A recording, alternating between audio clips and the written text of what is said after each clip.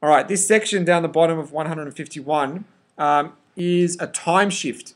So again, reinforcing that modernist style of writing, what we see here is Marlowe moving forward in time, even though he's retelling a story further in the future. He's actually jumping forward in time at this point in the text to a memory of Mr. Kurtz and the effect of the jungle on Mr. Kurtz. So we're just starting down the bottom here at the bottom of 151.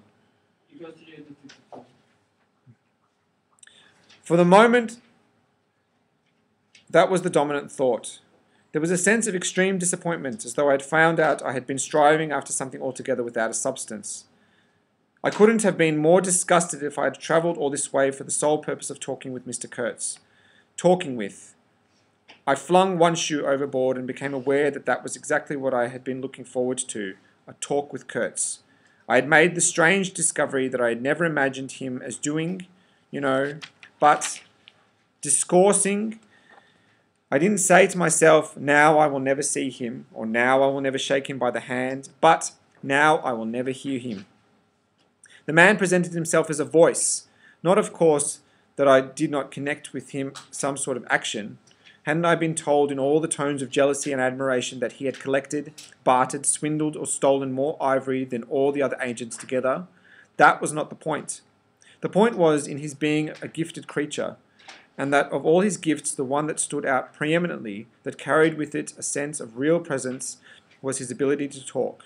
His words, the gift of expression, the bewildering, the illuminating, the most exalted, and the most contemptible, the pulsating stream of light, or the deceitful flow from the heart of an impenetrable darkness. Okay, before we move over, already his thinking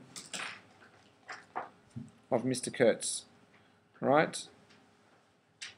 So his thoughts have moved. And, this is indicative of the style of writing that we're reading here, okay? And he's focusing on the fact that it's hearing him speak. That's the thing that he's actually most interested in, right? So we get this tangent away from what he's seeing, right? Away from the action of what's going on, all right? The reason why he's just thrown his shoe overboard is because it's drowning in blood, right? Drowning in blood from the savage who's just been killed up in his cabin, all right? And he just goes back to that now. So he jumps back, and again, you see this style of writing reiterating itself. So the other shoe went flying unto the devil god of that river. So he's reverted back. He's snapped out of his memory of Kurtz.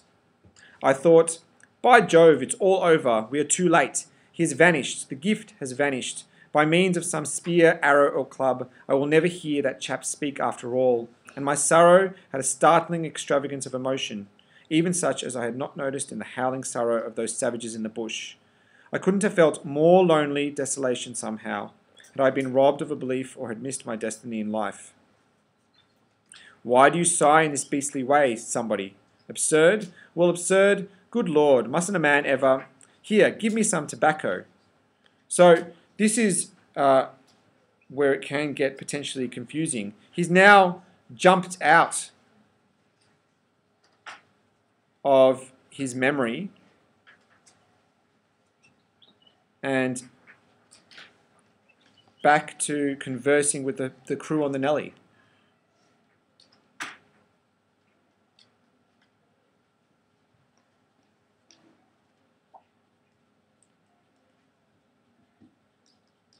Okay, and this is where this style of writing can get very, very confusing. So we've got the running narrative of, his crewman bleeding out on the floor of his cabin, filling up his shoes with blood, and him throwing these shoes overboard. Whilst at the same time, you've got his thoughts, him thinking about the fact that he's never going to see Kurtz again and why he wanted to see Kurtz. So he's flashing onto a tangent of memory about Kurtz. And then switching back to the action, the live action of being on that steamboat, and then snapping out of the memory, out of the conversation entirely, and directly speaking with the people on the Nelly. And what we've got to remember also is the fact that this conversation that he's having with the people in the Nelly, we're hearing it through the head of the narrator. Okay, so you're getting all the different layers of this framed narrative in this one passage. So the reason why it's a significant one is because you get to see all of the different structures on the one page. Okay, so this bit here is a bit of a discourse with the narrator and the others. And if you have a look here, we don't have talking marks. So whose voice is this going to be? This is going to be the actual narrator. There was a pause of profound stillness, then a match flared, and Marlowe's lean face appeared, worn, hollow, with downward folds and dropped eyelids, with an aspect of concentrated attention, and as he took vigorous draws at his pipe, it seemed to retreat to the advance out of the night in the regular flicker of the tiny flame. The match went out. And then it switches back. You actually hear Marlowe speaking now. Absurd, he cried. This is the worst of trying to tell. Here you all are, each moored with two good addresses, like a hulk with two anchors, a butcher around one corner and a policeman round another. Excellent appetites and temperature normal. You here, normal from year's end to year's end, and you say absurd? Absurd be exploded. Absurd? My dear boys, what can you expect from a man who out of sheer nervousness had just flung overboard a pair of new shoes?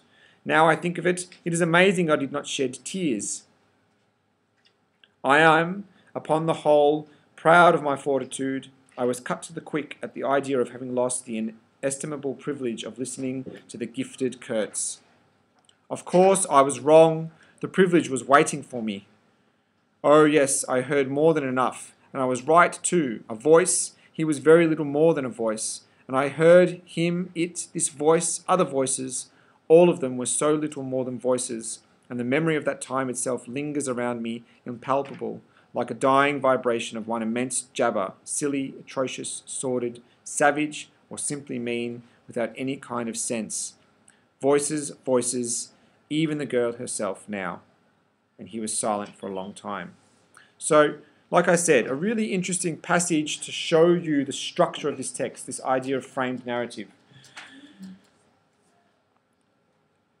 Just a side note, at the bottom of 152, once again, we get an affirmation of how societal structures helps these people stay together, and how Marlowe understands that they can't understand what it was like there because they have these societal structures. They don't understand what it feels like to be stripped of them. Right? So when he's talking about, you with the butcher around the corner and the policeman, your excellent appetites and normal temperatures. He's reinforcing the fact that they don't understand that world, and that goes to lend itself again to how he speaks about everyone in Brussels when he comes back. Right? It links to all of those sections in the text. So an affirmation of the structures in civilized society and how important they are. So, like I said, this gives you a really good indication of the type of writing that we are studying here, what it actually looks like on the page. You get to see all of that in these sections.